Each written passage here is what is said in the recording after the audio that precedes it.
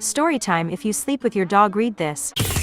I've had a little chihuahua all my life, and don't get me wrong, I loved her. But what I went through because of her was honestly disgusting and traumatizing. As you can guess by the title, I slept with my dog every day.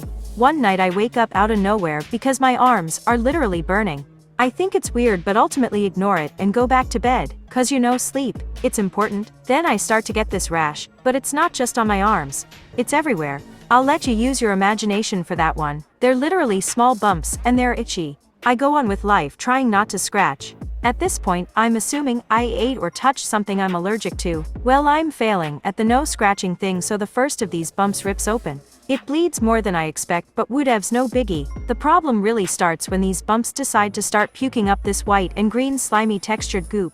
Side note, these bumps are still everywhere. Fucking ew. I keep living my life like this. Classes, work, all of it. Until I wake up one morning, and my covers are literally stuck to my skin. All these little bumps oozed and bled until they glued my sheet down. I had to peel it off one oozing pussy sore at a time. It sucked major balloons, and now I need a hospital. I get to the emergency room, and the good news, they figured out what's wrong with me. The bad news, they figured out what's wrong with me. I had a MFing flesh-eating parasite, and who gave it to me? My dog, but she didn't give me just any flesh-eating parasite. Nope. She gave me one where mites burrow into your skin by eating through it. Disgusting. Oh right, did I mention it's highly contagious? I had to tell everyone at work, school, and everywhere else I'd been to get tested. Literal fucking disaster. Oh, and I still sleep with my dog. Storytime. I bet he wished there were rats. When I was in high school, I worked at a big chain grocery merchandise store during the summer. I hated my job. Anyway, there was this guy I worked with, we'll call him Andy, that used to steal all the time. I'm talking go pick out his lunch, and not pay, but eat in the break room, and use the company microwave kind of steal. He was bold.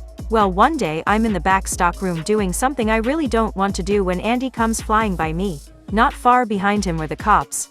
The company was finally fed up with Andy and his 5-finger discounts. This sort of excitement was much appreciated, so I stood back and enjoyed the show. Our back stock room was 2 stories and huge. So Andy had the upper hand and the cops couldn't find him. After about 20 minutes of looking, they gave up, and we, the other employees, were told to keep an eye out and report anything sus. A week goes by, and still Andy is nowhere to be found. Another week passes, and there is this strange smell in the back stock room. Every day it gets worse, and I'm sure you know where this is going. Finally the smell gets so bad, we have to shut down the store, and put a lot of regular priced clothing on clearance, because they just reek. More time passes, and I get a call one day notifying me that all of my shifts are cancelled, until further notice. The same day, it's on the news that they found Andy. He crawled inside a clothing rack mechanism, fell into the engine cavity, and got stuck. He pretty much starved over a course of weeks. I ended up being laid off, but I still got paid for the rest of the summer, which was great. But I still think about all those people that bought the clearance clothes, and how much I bet Andy wished there were rats. Storytime. I shouldn't have opened it. I, 23, female, used to have this best friend in high school. We were friends since elementary school, so I was always at her house, and she was always at mine. When we were younger, probably about 6, I was told by her dad not to go into this one room. Of course, me being a curious 6-year-old, I tried to get in when no one was round, but it was locked. My friend Sam had this amazing playroom with tons of toys, so whenever I went to her place, that's where we would hang out. I would always ask to see her room, but she would always want to stay in the playroom. In elementary school, I didn't really care much, because I wanted to play with the toys, but as we got older, never seeing her room was really weird. Finally one day, we were sophomores, I just flat out asked if she had a room. She casually brushed it off, so I pretended to let go, but I was gonna find her room. I waited weeks for an opportunity, and then finally it happened.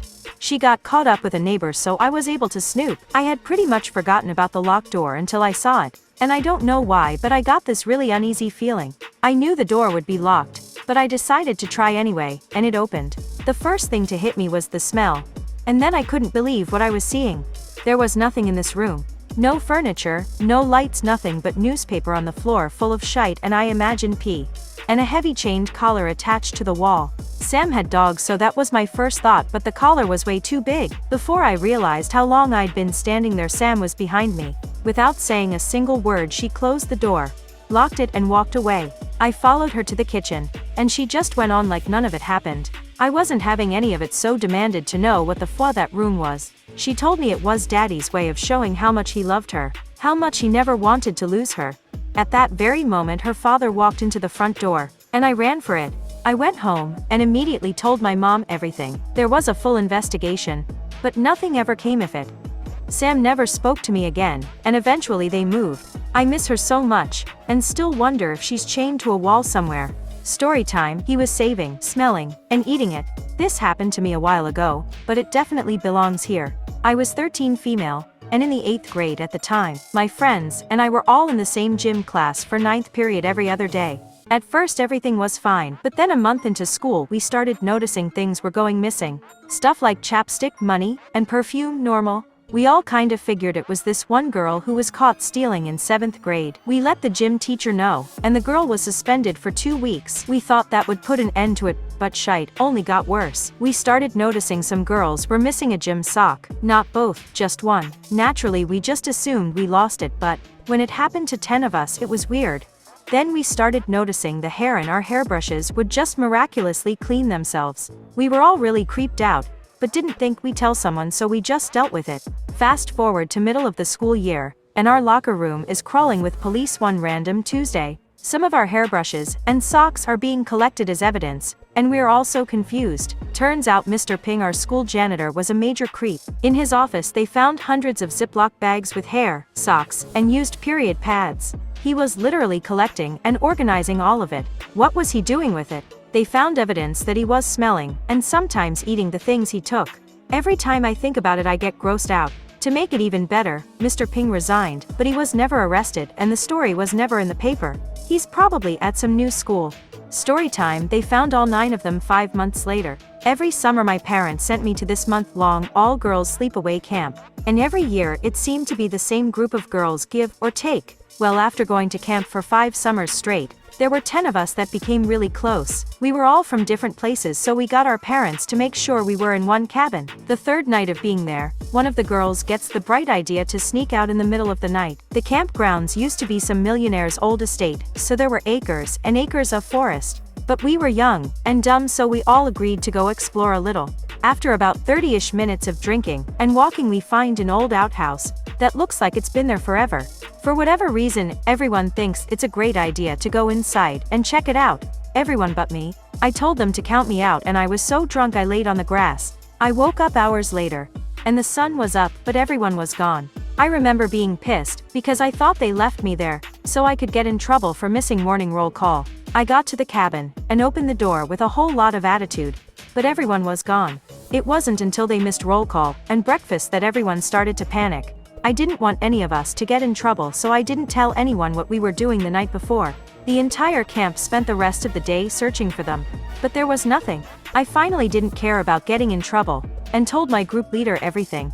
The next day the campgrounds were full of police, and everyone was sent home. I was questioned multiple times, and even though I told them everything, nothing was ever found. 5 months later, when the campgrounds were being renovated, they found all 9 of them. Turns out the floor of the outhouse collapsed, and they all drowned in the sludge. I still feel guilty wondering if things would be different if I said something sooner, especially because I should have been in there with them.